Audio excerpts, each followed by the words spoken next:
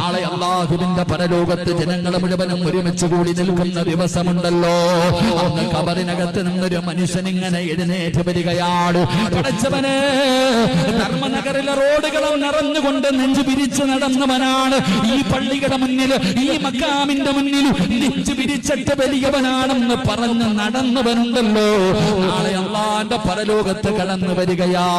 ചെറിയ കറുത്ത ഉറുമ്പുണ്ടല്ലോ, ചെറിയ കറുത്ത ഉറുമ്പുണ്ടല്ലോ. ആ ഉറുമ്പിനെ പോലെ അല്ലാഹു അവനെ അങ്ങ് ചെറുതാക്കുകയാ. ഇവിടെ തെളിഞ്ഞു നടന്നവന്, ഈ ഭൂമിയുടെ മുകളിലൂടെ ചവിട്ടി അഹങ്കാരത്തോടെ നടന്നവന്, ഞാനാണ് വലിയവനെന്ന് പറഞ്ഞ് നടന്നവന്, അല്ല നിന്നെ ഉറുമ്പിനെ പോലെ ചെറുതാക്കുമടാ. നാണം കെട്ടവനെ പോലെ, ഉറുമ്പിന്റെ അത്രയും ചെറിയ മനുഷ്യനെ പോലെ കുടുത്തു നാറിയട്ട് ദുർഗന്ധമടിക്കുന്ന രീതിയില് അഹങ്കാരികൾ നാളെ അല്ലാഹു കൊണ്ടുവരുമെന്ന് നബി മുഹമ്മദ് മുസ്തഫ സല്ലല്ലാഹു അലൈഹി വസല്ലമ തങ്ങൾ പറഞ്ഞത്.